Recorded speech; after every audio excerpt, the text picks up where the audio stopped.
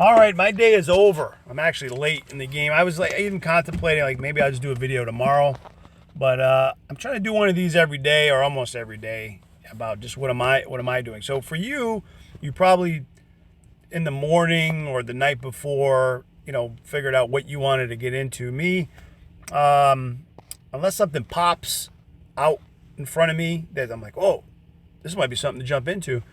I'm basically kind of convicted to whatever plays I make. I'm not going to talk about Volta today. I'm in a parking lot in front of a Shaw's about to go get some quick things. But sorry.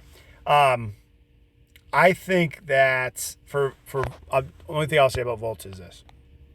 Volta right now after hours is at 303. I mean, there was some action where we went up to 315. I'm at 1,000 shares at 327, I believe. I think I'm at 327. Yeah, average cost right there, 327. So, in case you can't see it, 327. Oh, I'm sorry. I have 1,500 shares at 327. So, I had held. I mean, I thought it was going to go well into the twos today. It may still. But, I mean, 1,500 shares at 327, if I can get to, high threes, low fours, and this is what I wanted to show you. And that's all I'm going to say. So, over the past year, highs 12. Over the past 3 months, fives, right? Past month, fours. So, the previous high. I don't have to get to 5 or 7 or whatever it recommended. I'm just looking for a profit of 50 cents to $1. On 1,500 shares, that's a pretty good return, and move on to the next thing. But what I really wanted to talk about is this. I've been learning about iron condors, iron butterflies, put credit spreads, and 4 option strategies, and a Christmas tree strategy. I was watching this through a guy named called Invest with Henry. There's lots of YouTubers out there that can break things down really well. I am not one of them. I'm just sharing what I'm doing. Anything I say is not a suggestion for you to buy or sell. It's just what James is doing, and this is what I'm kind of looking at. So the Christmas tree thing, if you go to Invest with Henry's last video, maybe I'll put a link. This little pyramid, right? And this is Tesla. If you fall anywhere within this green zone, right? And what I really like about it is it'll tell you your max loss, and your max profit. So the risk is $13 for 2,000. That's pretty good. But granted, you're gonna fall in this green zone, okay? But and as you move that little white T right there, it'll scale. It'll tell you, what you can expect, right? For total profit and loss. It also tells you this break even, right? So if, in this case, Tesla, now you can fill in the blank with whatever stock you might be interested in. It doesn't have to be a stock that's worth $1,000. It'll say that if you fall by your deadline within this 1,080 and 1,020, right, basically, then that's your break even. All right. So this price where it says, okay,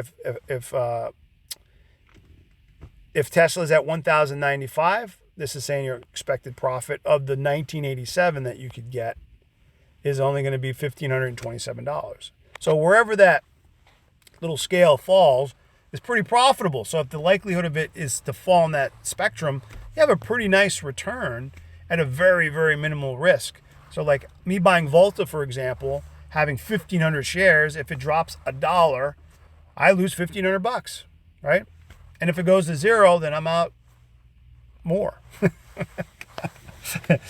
But you could have conviction, say like, I don't think it's going to do that. I don't think Google or Apple or certain companies are going to go out. Volta has 2,300 charging stations. They're adding another 1,000. So, I mean, I think the likelihood of it going up is pretty good.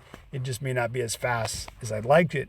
So that's why I'm playing this strategy out so you can see it. And we get really emotional when we buy into some of these companies, especially with all the news going on, all the different things and factors that cause a stock to go up or down. And then we start to get like that. Oh, I'm going to tell you, I bought Dogecoin. I was just bored. And I bought like 10,000 Dogecoins the other night. And just because I was just looking at the action, and I was like, oh, it's point, 14 cents, point, whatever it was, 14 cents and some numbers after it. And then, so I had $1,500 tied up there. And I was like, oh, what if Doge just drops back down to 5 cents right now? That would be my luck. And I try to say, I'll just leave it till tomorrow morning. But I couldn't. I couldn't let it go. I actually had to wait till it went back up. And I got out clean. And I was like, forget it. I'm not messing with Doge. But, before it popped the last time, I did pretty well. I bought it at 0.0034. I had 575,000 shares before the Elon Musk thing. And that worked out all right. But I don't really own any Dogecoin. I do have a lot of Shiba Inu, but Bitcoin is really the only cryptocurrency I'll mention here. But this is what I wanted to show you. This is what I'm thinking about. And a couple of my buddies and people we talk to is like, what is all this other stuff? And they're just strategies. It doesn't mean you should do it. You certainly don't want to get in over your head and make a big mistake. But there is other things that you can do out there that will, there might be a shortcut. Oh, wrong way. There could be a shortcut to you, finding some additional money at a lower risk. And the more educated you the more educated you become, and you listen to people, take it in. You can even paper trade, right? Like, you don't have to just jump into this stuff. But I'm very fascinated by this because I've had the most success selling covered calls right now. That's as far as stocks go. I'm a firm believer in that. Very profitable in real estate. So all this other stuff makes me nervous. But anyway, that's what I'm thinking today.